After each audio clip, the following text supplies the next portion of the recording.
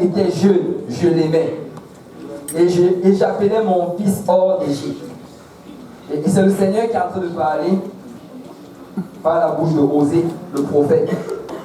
Quand Israël était jeune, je l'aimais. Et j'appelais mon fils hors d'Égypte. Alléluia. Et avec l'aide du Seigneur, je vais parler sur ce sujet aujourd'hui. Appeler hors d'Égypte. Que quelqu'un dise appeler hors d'Égypte.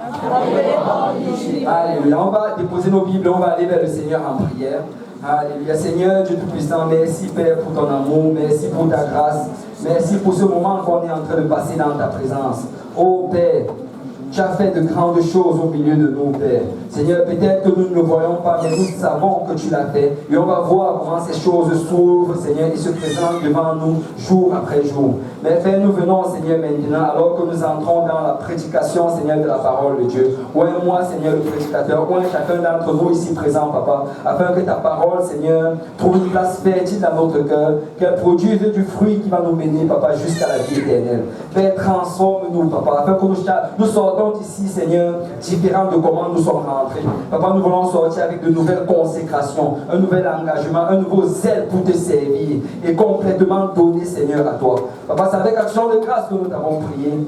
Si l'Assemblée peut dire au nom de Jésus. Au nom de Jésus. Amen. Vous pouvez vous asseoir dans la présence du Seigneur. Alléluia. Alléluia. Appelé hors d'Égypte. Je ne sais pas si quelqu'un connaît le principe, là on appelle cela le principe de la première apparition dans la Bible. C'est un principe qui dit que quand quelque chose apparaît pour la première fois, mais la plupart du temps c'est comme ça que les choses étaient faites. Amen. Et bon, on a plusieurs exemples par rapport à cela.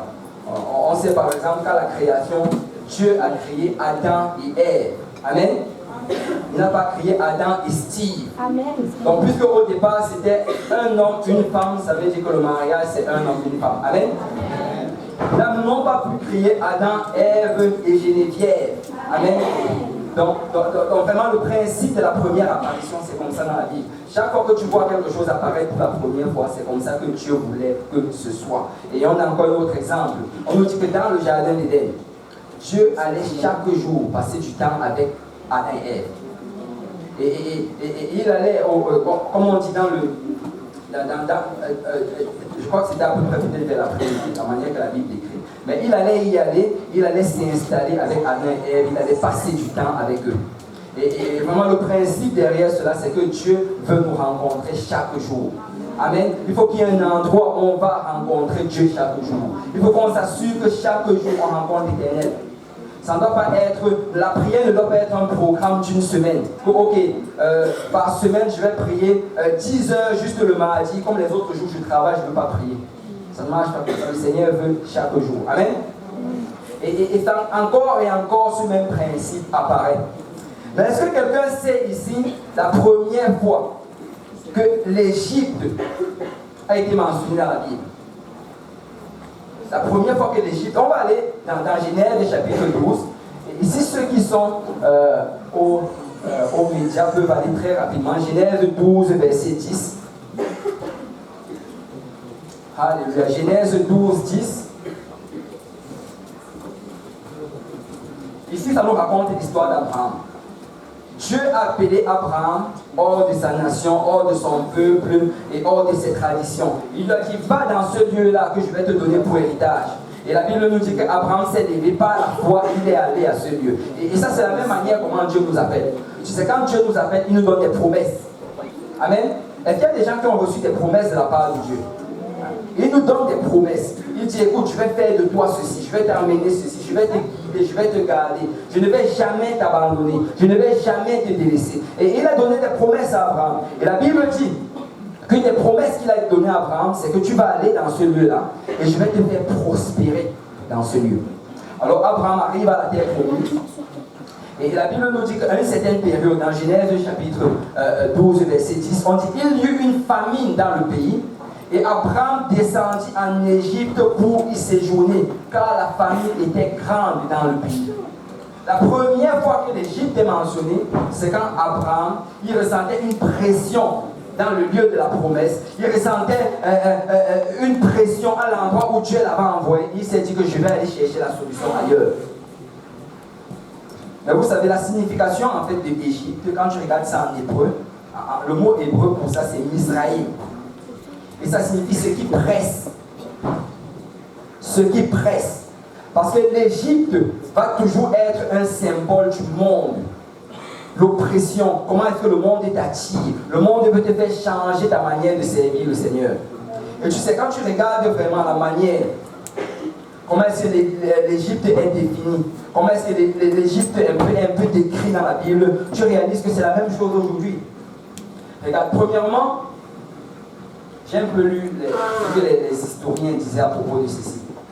Et ils disaient que la raison pour laquelle la plupart du temps, quand il y avait la sécheresse dans d'autres pays, mais qu'en Égypte, la sécheresse arrivait toujours en retard, c'est parce que l'Égypte ne dépendait pas des mêmes ressources que les autres pays dépendaient. Je vais donner un exemple. Israël, la terre promise où le Seigneur avait envoyé Abraham, ça dépendait de la pluie. S'il pleuvait en abondance, il allait y avoir beaucoup de récoltes et beaucoup de provisions. Mais si une année le Seigneur fermait les cieux, ce que ça allait être la sécheresse totale. Et c'est ça qui s'est passé avec Abraham. Mais de l'autre côté, en Égypte, il ne dépendait pas entièrement des pluies. En fait, même si les pluies s'arrêtaient, il y avait encore beaucoup d'eau dans le Nil. Et quand tu regardes comment l'Égypte était bâtie de chaque côté du Nil. Et c'est pour ça qu'on dit en fait ce qui pressait, les deux qui pressaient sur le Nil. Et la chose, c'est que chaque fois qu'il y allait avoir la sécheresse dans le pays d'Israël, en Égypte, il allait quand même y avoir des ressources. Donc, la première chose à réaliser dans ceci, c'est que la provision en Égypte, ça venait de la terre, ça venait du Nil, du fleuve. Mais la provision en Israël venait de Dieu. Si Dieu fermait les cieux, il n'y avait pas de provision. Si Dieu décidait qu'il n'y a pas de pluie, ce que ça allait être la sécheresse totale. Regarde, la deuxième chose qu'on pouvait également remarquer, c'est qu'en Égypte, il y avait un roi, Pharaon. Mais dans la terre où Abraham se situait, il n'y avait pas un roi ultime. En fait, la Bible dit qu'il y avait plusieurs peuples qui avaient leur propre roi, mais il n'y avait pas de roi qui gouvernait sur toute cette terre. Pourquoi? Parce que Dieu avait dit que c'est sa terre. Cette terre-là avait pour roi l'Éternel. Et tu sais, aujourd'hui encore, c'est la même chose. Dans l'Égypte, tu vas marcher selon les principes des ténèbres, du prince des ténèbres. Mais dans la maison de Dieu, le seul roi, ce sera l'Éternel. Le principe reste le même. Et regarde, autre chose, l'Égypte était ordonnée, était organisée. Écoute, il y avait, les choses étaient faites selon ce que le roi avait décidé. Et ça allait se faire autant que le roi demandait. Mais en Israël, il n'y avait pas d'ordre. Il y avait des rois dispersés à gauche à droite, des peuples dispersés à gauche à droite, des langages différents. Et ils se faisaient vraiment la guerre les uns les autres. Et le même principe encore aujourd'hui. Parce que quand tu vas dans la maison du Seigneur, souvent tu vas regarder vers l'Égypte et tu vas dire, oh, je vois tel ami du monde est en train de prospérer. Je vois tel ami du monde, le voilà, il s'est marié, il a eu des enfants, il a tel travail à tel endroit, il a une grosse maison. Je vois tel ami du monde, il est en train d'avoir du fun, il s'amuse chaque jour. Ses parents lui achetaient tel genre de jouet. Et écoute ceci, peut-être qu'il y a un certain ordre dans leur manière de vivre, mais dans notre manière de vivre, c'est l'Éternel qui dirige. L'Éternel a assigné un temps pour chaque chose. Et quand le moment va venir, même si ta vie semble un chaos total, le Seigneur va te soulever comme il a sorti Joseph de la prison en Égypte. Il va t'établir sur le trône de l'Égypte. Il va te faire régner. Amen. Tu n'as pas besoin de voir l'ordre dans ta vie, parce que c'est Dieu qui établit l'ordre. Écoute, ne regarde pas à gauche et à droite, ne regarde pas tes années qui sont en train de passer, ne regarde pas tes problèmes financiers, ne regarde pas tes problèmes dans ta famille, parce que quand l'Éternel va le décréter, tout cela va se changer en un instant. Amen. Tu n'as pas besoin qu'on commence à organiser les choses et que tu aies l'impression qu'il y a une certaine progression, parce que le Seigneur peut sortir quelqu'un du puits et le mettre sur le trône. Il n'a pas besoin de l'ordre. Amen. Et c'est pour ça que notre prière, nous devons juste réclamer les choses de Dieu.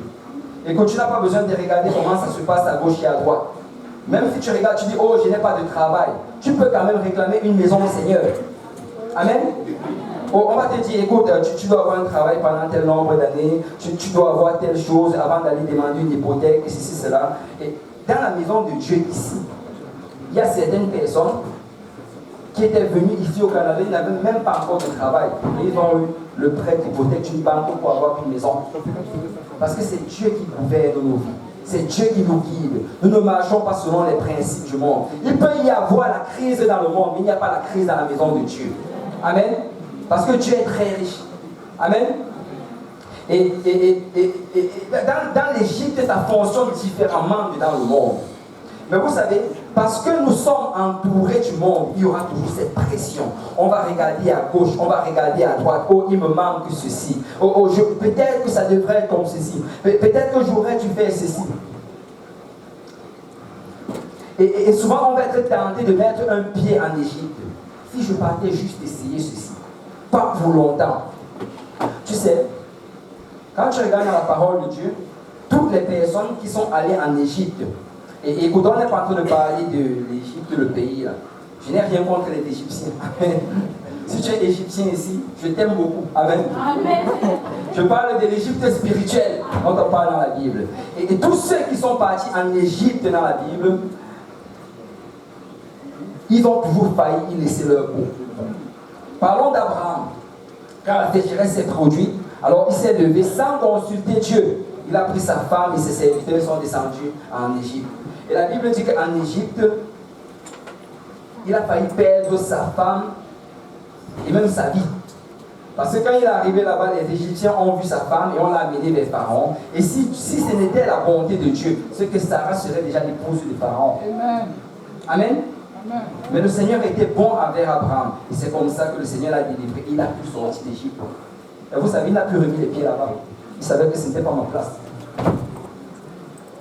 Plus tard encore, quand tu regardes Israël, le Seigneur avait permis à ce qu'ils aillent en Égypte juste pour dépouiller l'Égypte. Tu sais, les seules raisons vraiment pour lesquelles le Seigneur va t'envoyer en Égypte, c'est pour prendre quelque chose. Ce n'est jamais pour que tu puisses aller prospérer financièrement. Il les a envoyés en Égypte juste pour un temps. Ils ne devaient pas prospérer en Égypte. Ils ne devaient pas s'installer et bâtir leur maison en Égypte. C'était pour 5 ans. Mais ils sont partis en Égypte. Ils ont commencé à prendre plaisir à cela. Ils y sont restés pour 400 ans. Parce que quand tu vas en Égypte, il n'y a jamais la garantie du retour. Vous savez, la solution facile, ça va toujours être l'Égypte. Quand tu vas regarder ta marche avec le Seigneur, tu vas voir les combats dont tu fais face chaque jour. Tu vas voir l'oppression de l'ennemi, l'oppression de ta famille, l'oppression de tes amis, l'oppression à l'école, l'oppression partout où tu vas. Tu vas toujours regarder comme solution facile l'Égypte. Oh, si je retournais avec mes amis d'avant. Ces personnes, il y a des hypocrites dans l'église. Alors que mes amis d'avant, alors quand j'étais avec eux, on avait beaucoup de joie. Écoute, ces amis d'avant, c'était des hypocrites également. Et même ils ne se répandaient pas. La maison de Dieu est toujours meilleure que l'Égypte. Regarde, Abraham, plus tard encore, qu'est-ce qui s'est passé? Il attendait la promesse de Dieu. Le Seigneur lui avait dit, tu vas avoir un fils. Il a attendu. Et là, il a commencé à se décourager. Qu'est-ce qu'il a fait? Il a pris Agar, une Égyptienne. Parce que l'Égypte, ça va être la solution facile. La Bible nous dit par la suite que Ismaël, qui était le fils de la chair, quand il est né, il est resté près de son père. Mais dans Genèse 21, la Bible dit qu'il allait chercher une femme en Égypte. Parce que ça va toujours être la solution facile. Oh, les sœurs dans la maison de Dieu sont trop dures. Le pasteur leur dit de dire non. L'Égypte. Mais Isaac de l'autre côté, moi j'aime Isaac. Tu sais, quand tu lis l'histoire d'Isaac, c'est un exemple par excellence. Waouh!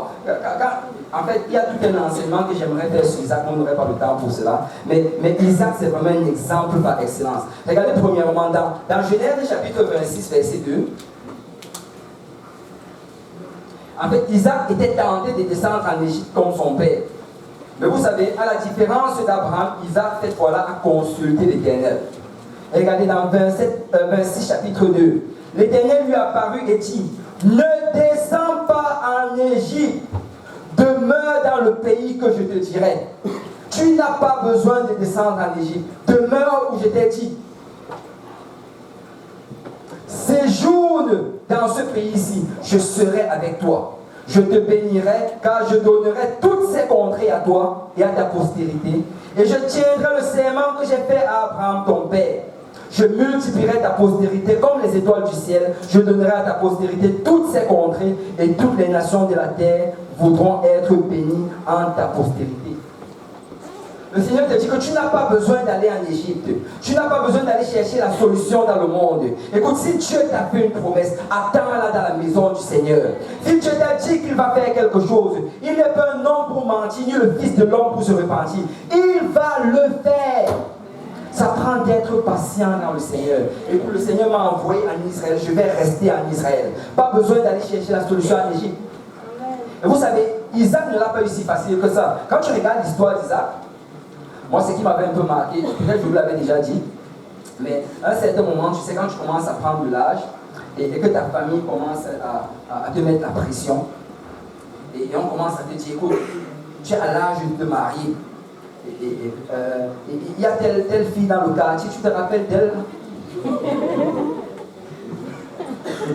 Et on commence à te mettre la pression. Et tu sais, à un certain moment, je ressentais toute cette pression d'Égypte. Mais le Seigneur m'avait encouragé avec ce passage-là. Je m'avais envoyé dans la vie d'Isaac. Il m'a montré qu'Isaac s'est marié à 40 ans. C'était un réconfort pour moi. J'ai encore du temps. Mais vous savez, Isaac c'est vraiment un exemple. Parce qu'il a attendu la promesse de l'Éternel. Et quand tu regardes vraiment la vie d'Isaac, c'est le seul qui n'est jamais parti en Égypte. Parce qu'il a dit, je vais attendre la promesse de l'Éternel. Je vais attendre que le Seigneur produise ce qu'il a dit qu'il allait produire. Et quand on dénombre la richesse d'Isaac, quand on dénombre la prospérité d'Isaac, on dit que cet homme était tellement riche qu'on ne pouvait même plus compter ses biens. Parce qu'il a attendu la promesse de Dieu. Tu sais, sois patient envers l'Éternel. Attends, car le Seigneur va le faire. Il va le faire. Tu n'as pas besoin de voir aujourd'hui. Tu n'as pas besoin d'apercevoir parce que nous marchons selon la foi et non selon la vue. Amen. Le Seigneur va le faire. Et il n'est jamais descendu en Égypte. Il était patient. Il était patient. Il était patient. Regardez, Ésaïe chapitre 30, verset 1. Si on peut afficher rapidement, Ésaïe 30, verset 1.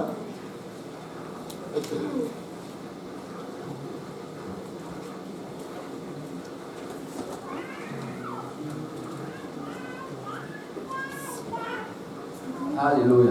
Waouh, pas comme oublier là-bas derrière. Ésaïe 30, verset 1. Malheur, dit l'Éternel, aux enfants rebelles, qui prennent des résolutions sans moi et qui font des alliances sans ma volonté pour accumuler péché sur péché, qui descendent en Égypte sans me consulter pour se réfugier sous la protection de Pharaon et chercher un abri sous l'ombre de l'Égypte. Waouh! Le Seigneur dit que malheur à ces personnes. Écoute, quand nous allons en Égypte, nous attirons le malheur de l'Éternel sur nous. Nous n'avons pas besoin de chercher la protection de Pharaon. Dieu est capable de nous protéger. Amen. Dieu est capable de pouvoir. Écoute, quand certaines personnes se sentent opprimées, ils vont peut-être chercher le réconfort dans le monde. Ils vont chercher, d'autres vont dans la magie, d'autres dans la sorcellerie, d'autres vont voir des amis du monde pour essayer de leur réconforter. Écoute, notre réconfort, c'est l'Éternel. C'est Dieu qui veille sur nous, c'est lui qui nous protège. Regardez verset 3, la protection de Pharaon sera pour vous une honte, et l'abri sous l'ombre de l'Égypte une ignominie.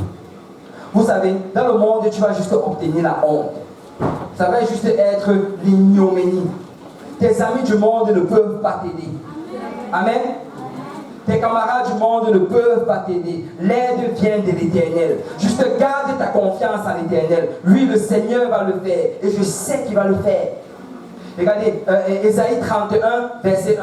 Malheur à ceux qui descendent en Égypte pour avoir du secours. Malheur à ceux qui descendent en Égypte pour avoir du secours. Écoute, peu importe la pression que tu ressens, la solution n'est pas en Égypte.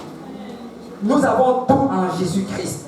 Tout se trouve en Christ. Malheur à ceux qui descendent en Égypte pour avoir du secours, qui s'appuient sur des chevaux et qui se fient à la multitude des chars et à la force des cavaliers, mais qui ne regardent pas vers le Saint d'Israël et ne recherchent pas l'Éternel. Lui aussi, cependant, il est sage. Il fait venir le malheur. Il ne retire point ses paroles. Il s'élève contre la maison des méchants et contre le secours de ceux qui commettent l'iniquité. Tu sais, le Seigneur dit que si tu vas en Égypte, le malheur va plutôt tomber sur toi. Parce que quand tu vas en Égypte, tu vas déjà te rejoindre au camp de l'ennemi. L'ennemi sera contre toi. Mais en même temps, tu deviens l'ennemi de l'Éternel.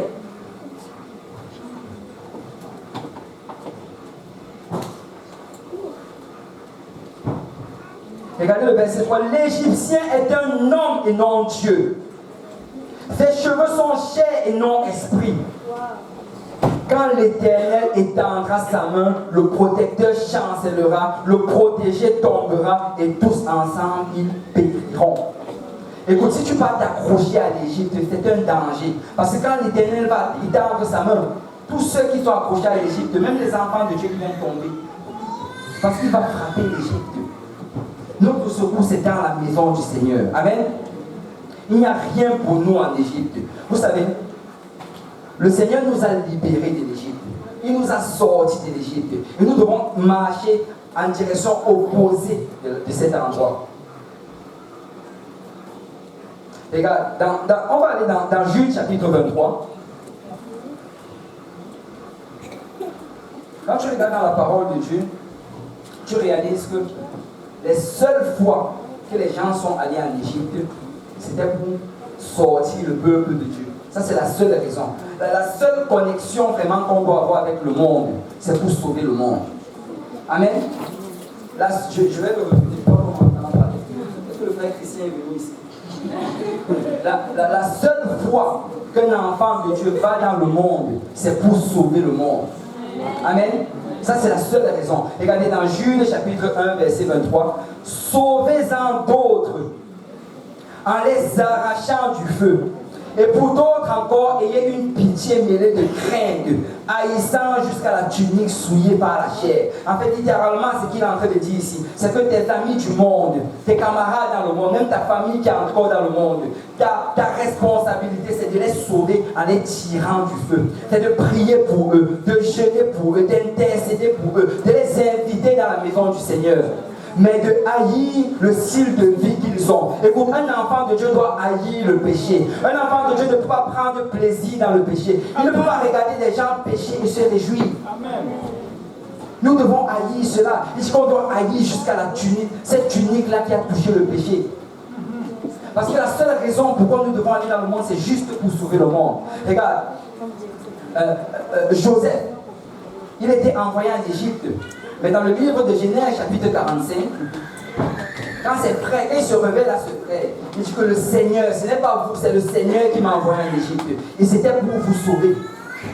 C'était pour qu'au temps de la famine, vous puissiez survivre. Je suis allé en Égypte uniquement pour vous sauver. Et plus tard encore, Moïse, il s'enfuit de l'Égypte. Et vous savez, l'histoire de Moïse, c'est quelque chose d'autre dont on pourrait enseigner pendant 1 an. Moïse, il s'est levé. Ce n'est pas par peur de la mort qu'il s'est enfui de l'Égypte. Mais il s'est enfui de l'Égypte parce qu'il avait décidé qu'il n'allait plus vivre comme les Égyptiens. Il avait dit que non, je ne veux pas être l'enfant de Pharaon. Non, je ne veux pas marcher dans les voies de ce peuple. Je suis le serviteur d'un seul Dieu. Et son nom, c'est l'Éternel. Et peu importe les réjouissances en Égypte, je vais servir l'Éternel. Et la Bible nous dit qu'il est parti hors d'Égypte. Et sa vie, si tu compares sa vie en Égypte par rapport à hors d'Égypte, sur le plan humain, sur le plan de nos yeux charnels, on dirait que, oh, qu'est-ce qu'il a perdu? Mais vous savez quoi, au point spirituel, Moïse a tellement gagné. Il a gagné plus que ce qui pourrait être estimé sur la terre. Bien sûr, il a passé 40 ans dans le désert, à marcher dans le désert, à prendre soin des brebis. Mais laissez-moi vous dire que la récompense de Moïse est éternelle. On ne se rappelle plus d'aucun fils de Pharaon, on se rappelle du nom de Moïse. Parce que Moïse a fait le bon choix. Mais vous savez, après 40 ans dans le désert, le Seigneur appelle Moïse. Il dit que je veux que tu retournes en Égypte. Et la seule raison pourquoi il devait retourner en Égypte, c'est pour sortir le peuple de Dieu. Va dire à Pharaon, laisse aller mon peuple. Peuple de Dieu, nous devons réaliser que notre seul lien avec l'Égypte, c'est de sauver les gens du monde. Ça, c'est la seule raison. Écoute, un enfant de Dieu ne doit pas juste aller au restaurant avec ses amis du monde, juste parce que ce sont ses amis du monde. Amen. Oh oui, on avait l'habitude d'aller chaque année au restaurant passer du temps ensemble. Non, tu es un enfant de Dieu. Écoute, si tu vas à ce restaurant, c'est parce que tu planifies de donner une étude biblique à quelqu'un. Tu planifies de l'inviter dans la maison de Dieu. Oh oui, je vais aller manger avec eux. Mais j'ai déjà visité cette personne-là. Il va venir à l'église le dimanche. Je vais lui enseigner une étude biblique. Oh, je vais le gagner au Seigneur. Écoute, si tu vas prendre le café avec une de tes amis ou un de tes amis du monde, aie toujours dans l'intention de l'amener dans la maison du Seigneur. Nous ne pouvons pas juste marcher comme si on était encore en Égypte, mais nous allons en Égypte pour sortir les gens du feu. Amen. Vous savez, j'ai déjà pensé plusieurs fois. Moi j'ai vraiment du mal à aller prendre du café ou bien à retrouver mes amis du monde parce que certains d'entre eux ne veulent pas servir le Seigneur. Et quand je vais parler avec eux, ça va juste être discussion après discussion. Et je n'ai pas juste envie d'aller dans les restaurants comme on faisait avant, les cafés comme on faisait avant. Parce que imagine si on est dans un café, on est en train de prendre le café et on parle du n'importe quoi, et la trompette sonne. Et si cette trompette sonne et je monte et que lui il reste, j'imagine juste son regard alors que je serai en train de monter et que lui va rester. Je connaissais cette vérité. Je connaissais la parole de Dieu, ce dont il a besoin pour être sauvé. Mais jour après jour, j'allais prendre du café avec lui sans le lui annoncer. Ça, c'est la chose la plus triste. Nous devons être intentionnels quand on a une rencontre avec nos amis. Nous devons être intentionnels quand nous allons à l'école. Écoute, quand tu vas à l'école ou à l'université, va dans ta tête en sachant que je vais en Égypte, je vais dire à Pharaon, laisse aller mon peuple. Il y a quelqu'un qui va venir dans la maison du Seigneur. Oh, je vais donner une carte d'invitation à quelqu'un. Je vais demander à quelqu'un si je peux l'enseigner une étude biblique. Parce que je suis en mission. Je suis en mission. Amen. Nous avons été appelés hors d'Égypte. Et nous devons agir comme si nous sommes hors d'Égypte. Et que je dis peut-être ça aujourd'hui, tu es là présentement et tu te dis, oh non, moi je suis sorti de l'Égypte. Je suis dans la maison du Seigneur, je suis fidèle dans la maison du Seigneur. Est-ce que tu sais que tu peux être dans la maison du Seigneur mais avoir la mentalité de l'Égypte? Tu peux penser comme l'Égypte. Vous savez, le peuple de Dieu, on les avait sortis de l'Égypte, mais pendant tout leur chemin dans le désert, ils avaient juste la pensée de l'Égypte. Tout ce qui passait dans leur tête, c'était Égypte, Égypte, Égypte. Oh, comme c'était bon quand on était en Égypte. Oh, je mangeais dans beaucoup de restaurants quand j'étais en Égypte. Oh, j'avais beaucoup d'amis quand j'étais en Égypte. Oh, mes amis m'appelaient chaque jour quand j'étais en Égypte. Oh, j'étais la célébrité sur Facebook, la célébrité sur Twitter quand j'étais en Égypte. Oh, quand j'étais en Égypte, ma famille m'appelait chaque jour. Oh, on avait des réunions familiales. À Noël, on était réunis ensemble, toute la famille. Oh, qu'est-ce que c'était bon l'Égypte. Écoute, c'est ça qui se passe quand on dit ce genre de choses. On est en train de se rappeler de l'Égypte. Et on se rappelle de l'oignon, de l'ail et de toutes ces choses.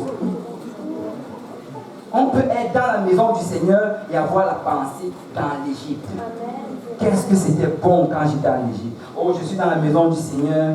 Maintenant, regarde ce que je dois porter comme habit. Regarde à quoi ressemble mon visage. Regarde, je n'ai plus rien pour m'orner. Ça, c'est la pensée de l'Égypte. Donc, regardez les anciennes photos. Qu'est-ce que j'étais belle avant? Ça, c'est l'Égypte. Ça, c'est l'Égypte. Et nous devons sortir cette mentalité de notre tête. Parce que laissez-moi vous dire qu'aussi longtemps qu'on va garder la pensée de l'Égypte, nous n'allons jamais avancer dans le Seigneur. Le peuple de Dieu a tourné dans le désert. Ils ont tourné dans le désert. Ils ont tourné pendant 40 ans. Parce que le Seigneur espérait. Oh, si cette mentalité pouvait sortir de leur tête. Parce que j'ai appelé mon fils hors de l'Égypte. Et nous devons sortir l'Égypte de notre tête. Écoute, il y a tout ce qu'il y a de meilleur dans la maison du Seigneur. Nous vivons la meilleure vie que nous aurons pu vivre. Nous avons les meilleurs amis qu'on aurait pu avoir. On est dans le meilleur lieu qu'on aurait pu être. Nous avons la meilleure vie qu'on aurait pu avoir. Nous avons la joie, nous avons la paix, nous avons l'assurance et nous avons Dieu pour roi. J'aime la maison du Seigneur. Amen. C'est meilleur dans la maison du Seigneur. Il n'y a rien de semblable à la maison du Seigneur. Écoute, Égypte hors de nous. Nous aimons la maison du Seigneur. Alléluia.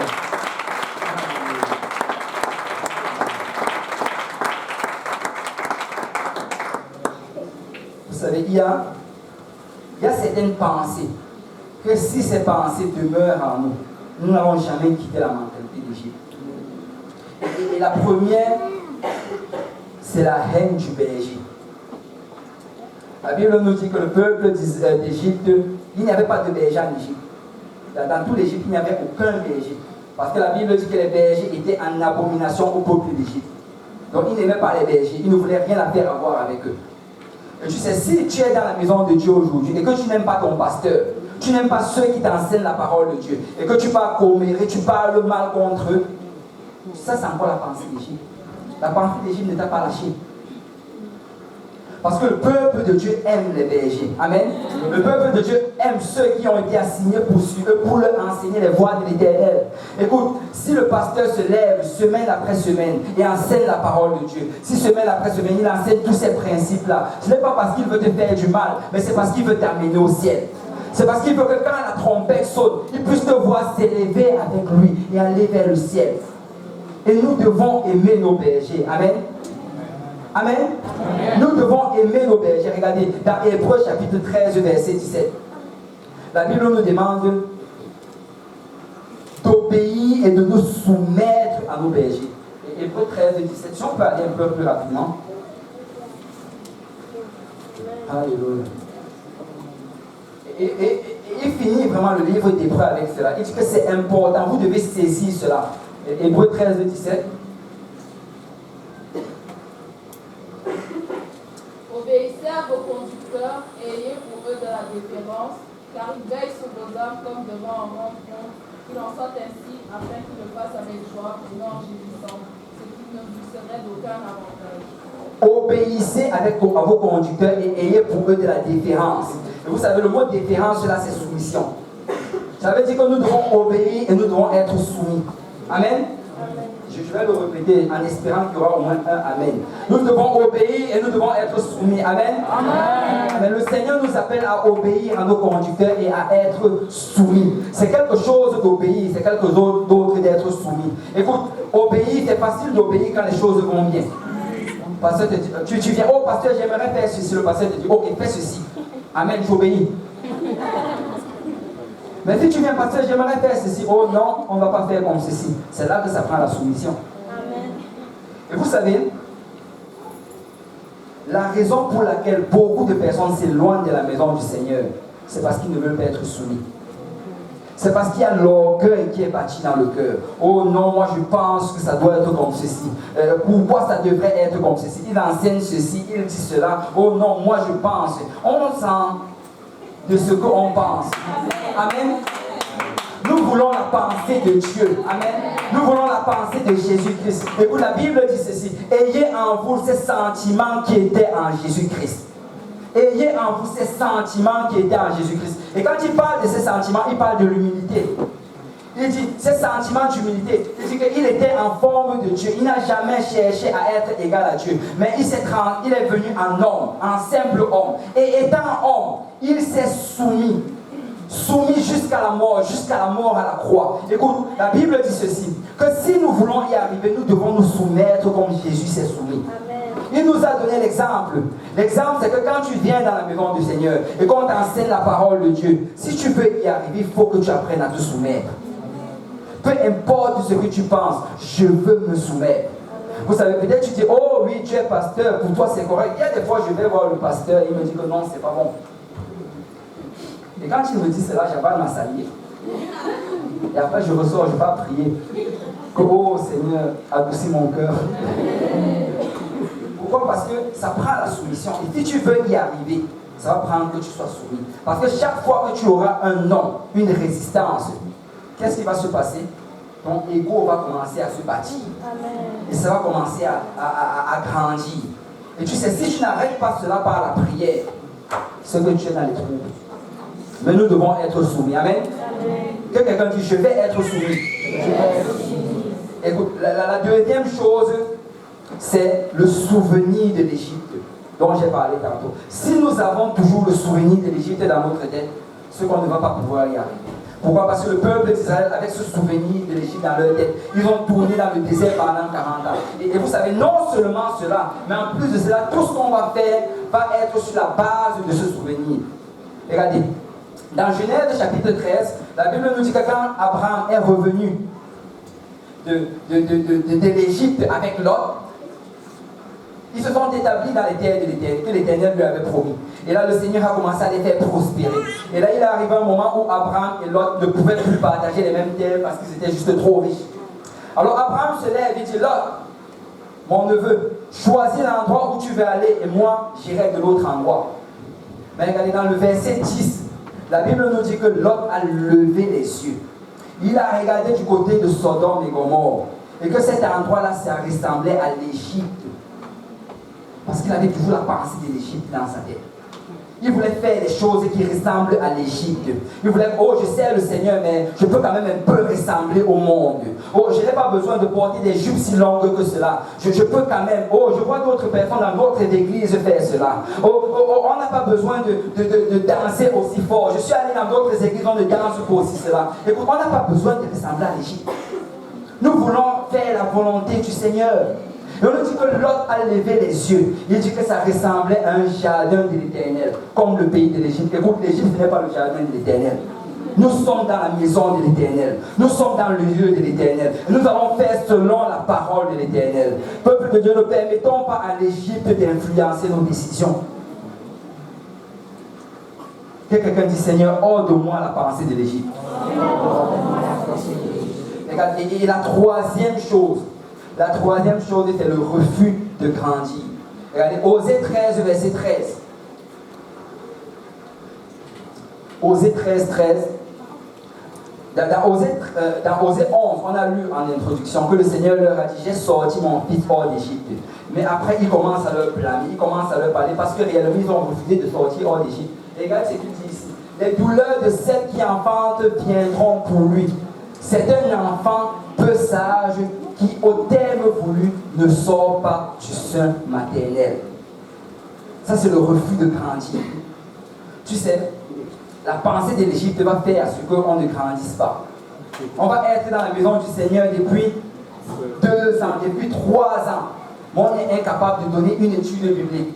On est incapable de se joindre à l'équipe d'évangélisation. On est incapable de se joindre à l'équipe d'intercession. Pourquoi? Parce qu'on refuse de grandir. Oh non, ça n'est assez que je vienne dans la maison du Seigneur. Ça n'est assez que je marche dans la sanctification. Ça n'est assez que je me réjouisse parmi les enfants de Dieu. Écoute, le Seigneur veut que tu grandisses. Le Seigneur veut que tu passes à la prochaine étape. Le Seigneur a de grandes choses en avant pour nous.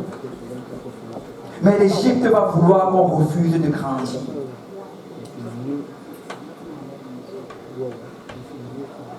Vous savez, la quatrième chose, c'est que nous aurons toujours tendance à vouloir retourner en Égypte. Dès que quelqu'un va t'offenser dans la maison de Dieu, oh, ce dimanche, je ne viens pas. Écoute, ce n'est pas la maison de cette personne, c'est la maison de Dieu.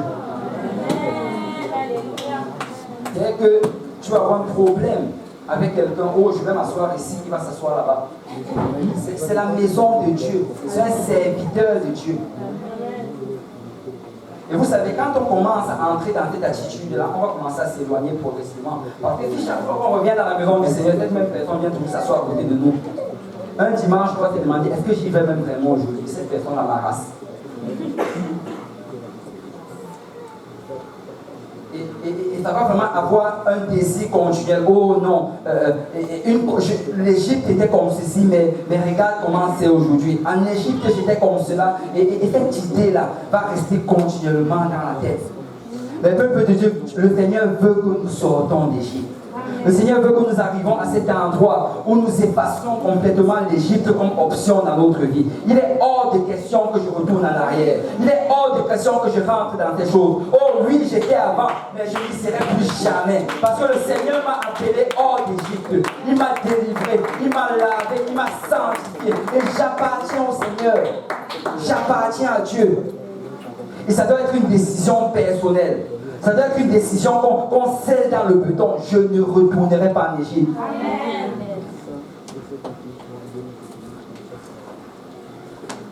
Le Seigneur, pendant que j'étudiais ceci, m'a amené dans une histoire.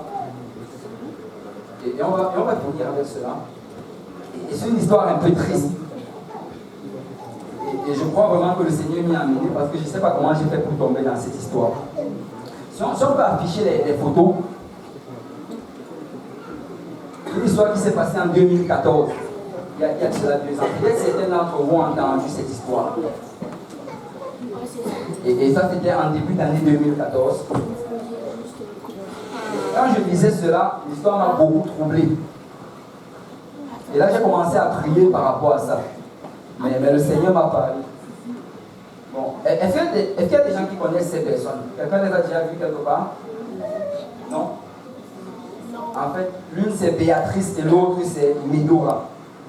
Et l'histoire s'est produite en 2014. Qu'est-ce qui s'est passé? C'est que en 2014, en fin janvier 2014, leur père, qui s'appelait Martin Gaudin,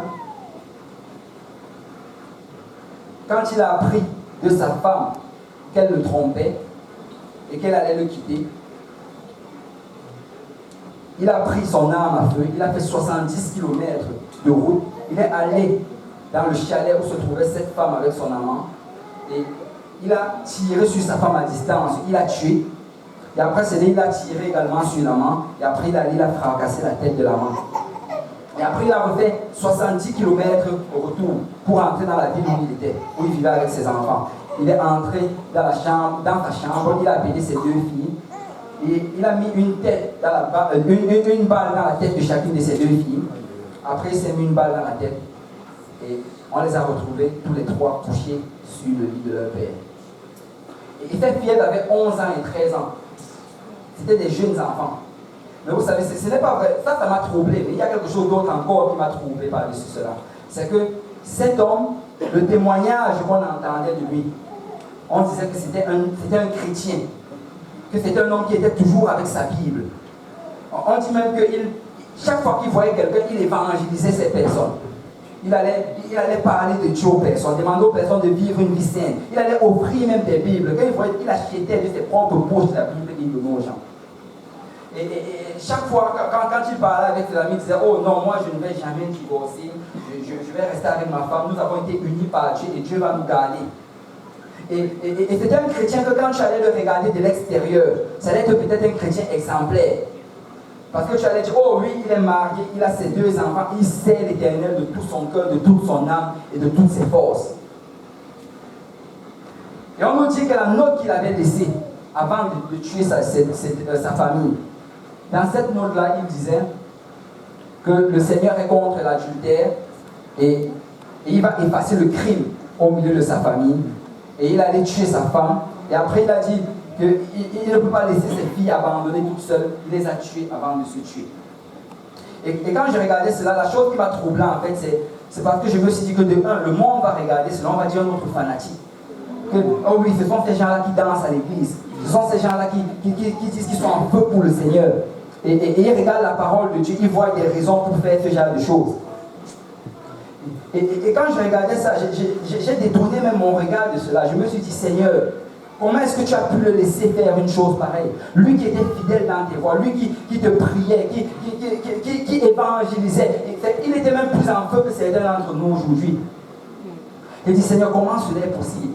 Mais vous savez, le Seigneur m'a amené d'un autre reportage encore. Une autre enquête qui a été faite. Et quand on a fait l'enquête, apparemment, peut-être que sa vie avait l'air exemplaire. Je crois qu'on peut déjà enlever les photos. Peut-être que sa vie avait l'air exemplaire. Mais la personne qui a fait l'enquête a découvert ceci dans sa vie. Chaque jour de sa vie, il fumait du pot. Chaque jour, il allait s'asseoir seul quelque part. Peut-être personne ne le voyait. Il allait prendre la marijuana, il allait fumer. Et chaque jour, le soir, il avait sa bouteille de bière qu'il allait s'asseoir et boire. C'était les 2 choses qu'il avait. À part ça, tout était correct. Et au du monde, on va dire, oh, c'est correct, il fumait juste du pot, il faisait de mal à personne. Oh, il buvait juste de l'alcool de temps en temps. Il était en secret, personne ne le voyait. Mais laissez-moi vous dire que quand nous faisons ces choses en secret, quand nous faisons ces choses qu'on considère comme des péchés mignons, comme des choses qui sont tolérables aux yeux de Dieu, de un, Dieu ne les tolère pas, et de deux, ça enlève la protection de Dieu sur nous. Amen. Ce sont des choses qui enlèvent. Regarde, la Bible dit ceci. Non, ma main n'est pas trop courte pour vous sauver, ni mon oreille trop dure pour vous entendre. Mais ce sont vos péchés qui créent un mur de séparation entre moi et vous. Parce que quand nous péchons, même si nous sommes dans le secret, l'ennemi voit cela. Il s'enlève la protection de Dieu sur nous. Nous devons sortir d'Égypte. Écoute, il n'y a aucun péché qui doit avoir sa place dans notre vie. Même si le pasteur ne voit pas, même si nos frères ne voient pas, Dieu voit. Nous devons aller vers le Seigneur. Oh Seigneur, purifie mon cœur. Seigneur, peut-être personne ne le voit, mais Seigneur, tu le vois. Et je veux que tu me purifies aujourd'hui. Nous devons vivre une vie exemplaire devant le Seigneur. Regarde dans 2 Corinthiens chapitre 6.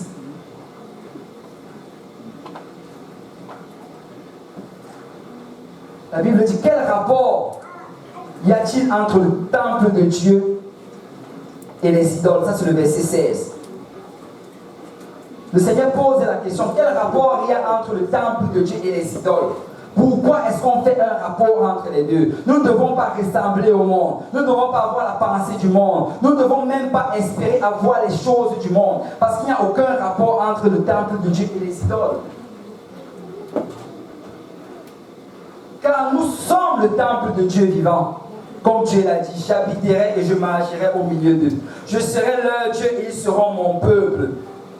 C'est pourquoi, tu sais, la Bible dit que c'est pourquoi, c'est parce que nous sommes le temple de Dieu. Sortez du milieu d'eux et séparez-vous, dit le Seigneur. Ne touchez pas à ce qui est impur et je vous accueillerai. Je serai pour vous un père et vous serez pour moi des fils et des filles, dit le Seigneur Tout-Puissant. Tu sais, regarde, on veut être accueilli par le Seigneur. On veut entrer dans la présence du Seigneur. Mais le Seigneur dit que la première des choses qu'on doit faire, c'est de se séparer du monde. Oh, on aime, oh Seigneur, accueille-moi dans ta présence. Mais le Seigneur te dit, sépare-toi du monde. Nous ne devons pas prendre plaisir au péché, peuple de Dieu. Nous devons haïr le péché. Nous devons être dégoûtés par le péché. Écoute, certains chrétiens voient des gens du monde. Oh, sa copine, ça c'est sa copine, ça c'est son copain. Oh, que c'est culte. Non, ce n'est pas culte, c'est le péché. C'est le péché. Et à cause de ça, il pourrait se retrouver en enfer. Nous devons prier pour ces personnes. Nous devons intercéder pour eux et leur annoncer les voies du Seigneur. Parce que Dieu nous a appelés hors d'Égypte. Nous avons été appelés hors d'Égypte. Et ces choses qu'on fait dans le secret, ces choses qui sont cachées aux yeux de tout le monde, le Seigneur les voit. Et pire encore, le diable le voit. Et ça lui donne une occasion pour nous condamner. Et pour que la protection de Dieu s'enlève de nos vies. Si on peut se lever dans la présence du Seigneur. Je sais que c'est un message peut-être dur pour un premier message de JPNL de 2017. Mais je ressens que le Seigneur est en train de nous dire d'être purifié devant lui. Le Seigneur veut qu'on marche, qu'on ait une vie complètement pure. Parce que si on a une vie pure, écoute, je ne veux pas dire par là que tu ne vas, que tu vas être parfait en toutes choses. Écoute, ce que je veux dire par là, c'est que tu ne dois pas vivre dans le péché. Ça veut dire que si tu tombes, tu te relèves. Et tu reconnais que, oh, ce que j'ai fait n'était pas bon. Seigneur, aide-moi.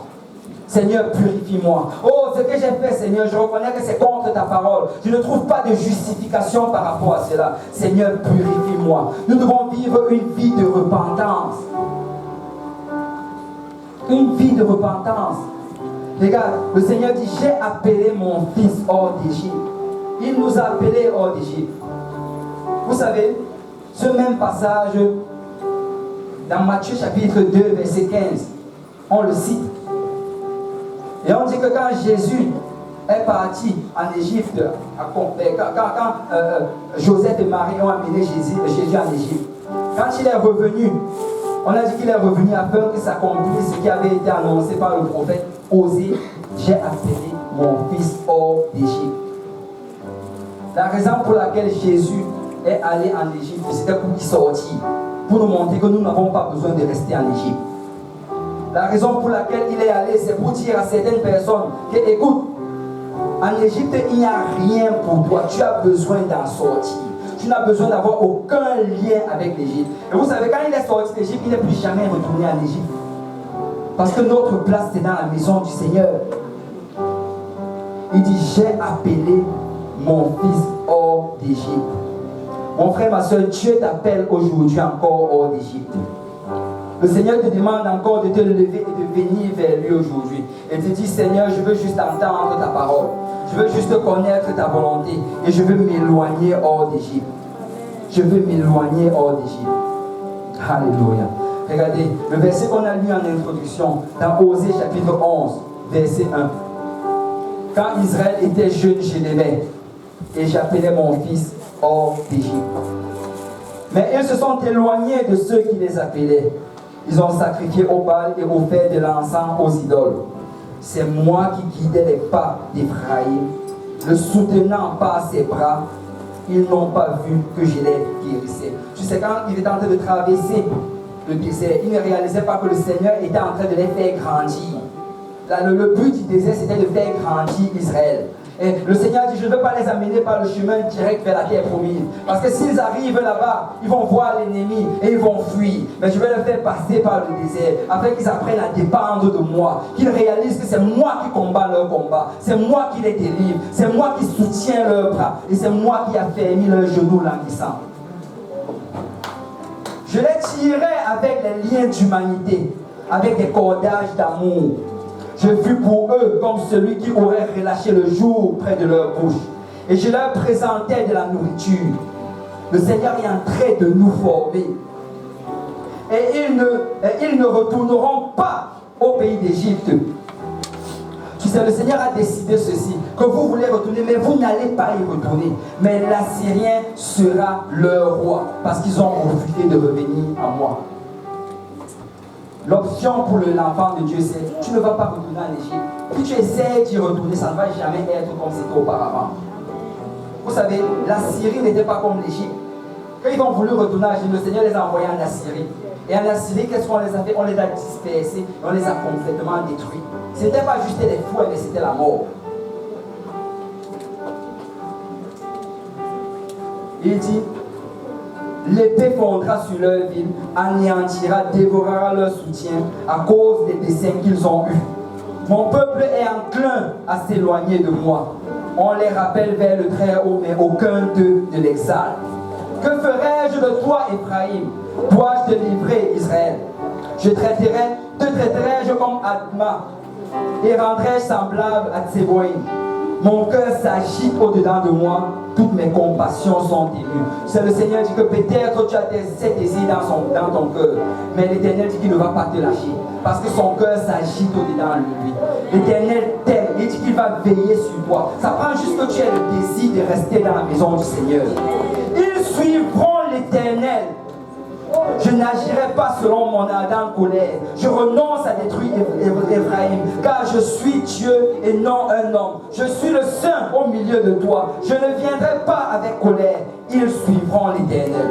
Qui rugira comme un lion, car il rugira, et les enfants accourront de la mer. Ils accourront de l'Égypte comme un oiseau, et du pays d'Assyrie comme une colombe, et je les ferai habiter dans leur maison, dit l'Éternel. C'est l'Éternel qui fait une promesse aujourd'hui. Peu importe l'oppression de l'Égypte, peu importe les tentations, il va t'aider à y arriver.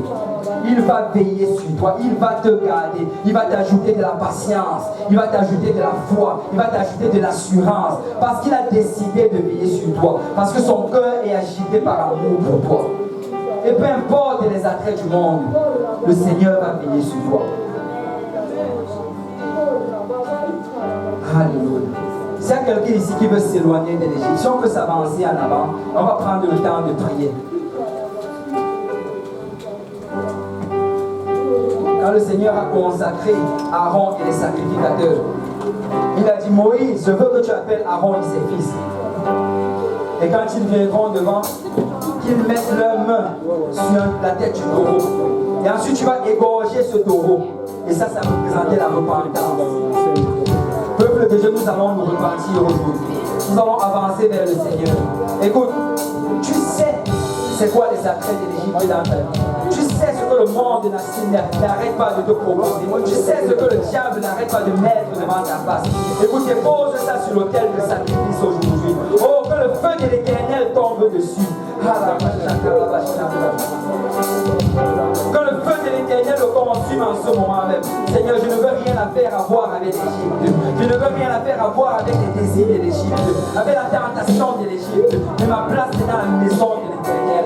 Tout ce qu'il y a de meilleur est dans la maison de l'Éternel. Tout ce qu'il y a de gracieux est dans la maison de l'Éternel. Tout ce qu'il y a de bon pour mon âme, pour mon esprit, pour mon corps est dans la maison de l'Éternel.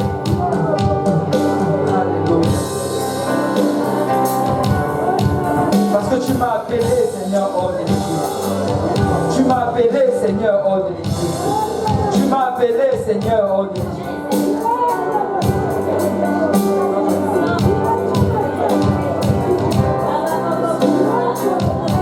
Oh Père, aide-moi, Seigneur, être soumis, Seigneur, à mes Égypte. Oh, que cette parole, Seigneur, qu'on enseigne jour après jour, semaine après semaine, trouve une place fertile dans mon cœur, Père.